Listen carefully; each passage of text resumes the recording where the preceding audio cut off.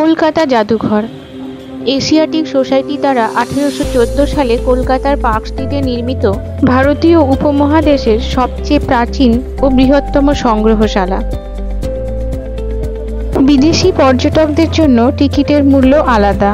জাদুঘরের ভেতরে রয়েছে বিভিন্ন বিভাগীয় প্রদর্শনশালা। 4000 বছরের পুরানো মিশরীয় মমি থেকে শুরু করে ভারতবর্ষের বিভিন্ন প্রান্ত থেকে সংগ্রহ করে আনা প্রত্নতাত্ত্বিক ভাস্কর্য, মূর্তি, বিভিন্ন জায়গা থেকে সংগ্রহ করে আনা লক্ষ লক্ষ বছর পূর্বের প্রাণী ও উদ্ভিদের জীবাশ্ম ও বিশালাকৃতি স্তন্যপায়ীদের কঙ্কাল। রয়েছে ঐতিহাসিক মুদ্রা। পুরো মিউজিয়ামটি ভালোভাবে ঘুরে দেখতে 1 থেকে 2 দিন সময় লেগেই যায়।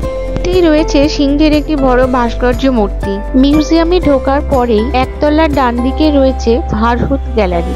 ভারহুত মধ্যপ্রদেশে অবস্থিত একটি গ্রাম। 1873 সালে British major general Alexander Cunningham এখান থেকে উদ্ধার করেন কিছু বৌদ্ধ ধ্বংসস্তূপ। লাল বেলে পাথরে নির্মিত এই বৌদ্ধ স্তূপ 250 খ্রিস্টপূর্বাব্দে সম্রাট অশোকের সময়কালে নির্মিত বলে অনুমান, যেখানে ভগবান বুদ্ধের জীবনের বিভিন্ন চিত্র পাথরের গায়ে ফুটিয়ে তোলা হয়েছে। ভারহুত গ্যালারির পাশেই রয়েছে ব্রোঞ্জ গ্যালারি, যেখানে রয়েছে ধাতুর তৈরি বিভিন্ন ভাস্কর্য মূর্তি।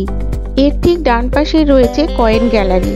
এখানে রয়েছে বিভিন্ন ঐতিহাসিক মুদ্রা, সমুদ্রগুপ্ত থেকে শুরু করে গৌড়রাজ শশাঙ্ক, তারপর মুঘল সম্রাট আকবর জাহাঙ্গীরের প্রচলিত মুদ্রা, ব্রিটিশ আমলে ব্যবহৃত মুদ্রা রয়েছে এই সংগ্রহশালাতে। এছাড়াও রয়েছে হুন এবং ইউরোপীয় মুদ্রা। কয়েন গ্যালারি শেষ করার পর রয়েছে আর্কিওলজি গ্যালারি।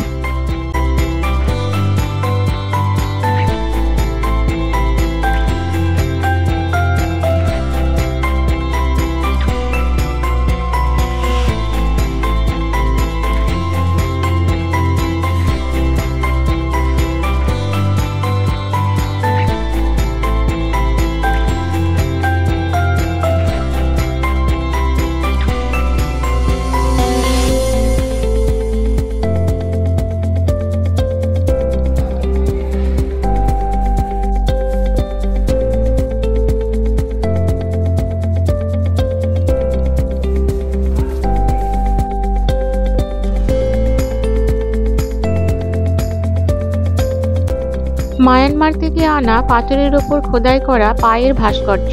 পাথরের ওপর খোদাই করা একটি কুমিরের ভাস্কর্য। একতলায় রয়েছে বিভিন্ন দেশ থেকে সংগ্রহ করে আনা রক এবং মিনারেল গ্যালারি। এছাড়াও রয়েছে হিউম্যান ইভলিউশন গ্যালারি, যেখানে আদিম মানুষ থেকে বর্তমান মানুষের রূপান্তরের ধাপগুলি দেখানো হয়েছে। একতলা ঘোরার পর দোতলায় এসেই চোখে পড়বে রানী ভিক্টোরিয়ার একটি সুন্দর ভাস্কর্য মূর্তি। ভিক্টোরিয়া স্ট্যাচুর ডান দিকে রয়েছে ইজিপ্ট গ্যালারি, যেখানে রয়েছে 4000 বছরের পুরনো মমি। সংরক্ষণের কাঁচের বাক্সে থাকে হাইগ্রোমিটার, যেটি বাতাসে জলীয় বাষ্পের পরিমাণ বা আর্দ্রতা মাপতে ব্যবহার করা হয়। গ্যালারির বাইরে রয়েছে মিশরীয় স্ফিংসের মূর্তি, যার মুখ মানুষের মতো আর দেহের বাকি অংশ সিংহের মতো।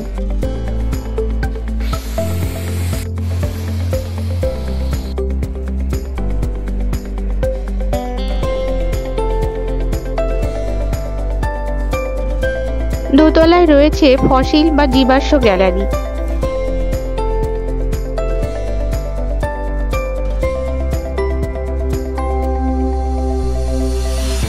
গ্যালারিতে ঢুকতেই চোখে পড়বে এক বিশালাকৃতি কচ্ছপের জীবাশ্ম। ফসিল বা জীবাশ্ম হলো কোটি বছর আগের প্রাগৈতিহাসিক যুগের বিভিন্ন প্রাণী বা উদ্ভিদের প্রাকৃতিকভাবে সংরক্ষিত প্রস্তরীভূত দেহাংশের ছাপ, যেসব প্রাণীরা আজ বিলুপ্ত। কোনো প্রাণী মারা যাওয়ার পর তার শরীরের নরম অংশগুলো পচে যায়। কঙ্কাল বা হাড়ের মতো শক্ত অংশগুলোর ওপর মাটির স্তর পড়ে সেগুলো আস্তে আস্তে পাথরে পরিণত হয়। ধীরে ধীরে কঙ্কাল পাথরে মিশে যায় এবং একটি ছাঁচ তৈরি হয়। ফসিল গ্যালারিতে রয়েছে ভারতের গুজরাট থেকে সংগ্রহ করে আনা ডাইনোসরের ডিমের জীবাশ্ম। ডাইনোসরের বিবর্তনের ইতিহাসে জানা যায় শেষের দিকে ডিমের খোলসগুলি বেশ পুরু হতো। ডিমের খোলস শক্ত না হলে ফসিল তৈরি সহজ ছিল না। ম্যামালস গ্যালারি, এখানে বিভিন্ন স্তন্যপায়ী প্রাণীদের কঙ্কাল দেখা যাবে। মানুষের বিবর্তনের ইতিহাসে দুই পায়ে দাঁড়ানোর জন্য শারীরিক গঠনের ধাপগুলি সুন্দরভাবে দেখানো হয়েছে। এখানে রয়েছে হাতি ও জিরাফের বিশালাকৃতি কঙ্কাল। ভারতীয় হাতির এই কঙ্কালটি বারাণসীর মহারাজ মুম্বাই আসার পর কিং জর্জকে উপহার হিসেবে দিয়েছিলেন। এখানে রয়েছে 1804 সালে মায়ানমার উপকূলে আটকে পড়া একটি সাধারণ তিমির কঙ্কাল। এর পাশাপাশি রয়েছে একটি নীল তিমির মুখের নিচের চোয়াল। এছাড়াও গ্যালারিতে প্রদর্শিত রয়েছে বিভিন্ন ম্যামালসের স্টাফ। ম্যামালস গ্যালারির পাশে রয়েছে জুওলজিক্যাল গ্যালারি। এর ঠিক পাশেই রয়েছে বোটানিক্যাল গ্যালারি, যেখানে বিভিন্ন উদ্ভিদ ও উদ্ভিদজাত দ্রব্য প্রদর্শিত রয়েছে। বোটানিক্যাল সার্ভে অফ ইন্ডিয়ার একটি টিম আন্দামানের কৃষ্ণনালা রেইন ফরেস্ট থেকে সংগ্রহ করে আনে একটি বিশালাকৃতি কলার মোচা, যেটি সাধারণ সাইজের চেয়ে প্রায় 3 গুণ লম্বা। ছোট ছোট বাঁশের স্টিক, যাকে আমরা রিউজেবল এবং ইকো ফ্রেন্ডলি ড্রিঙ্কিং স্ট্র হিসাবে ব্যবহার করতেই পারি প্লাস্টিক মুক্ত পরিবেশ তৈরি করতে। পাটের তন্তু দিয়ে তৈরি মহিষাসুর মর্দিনী।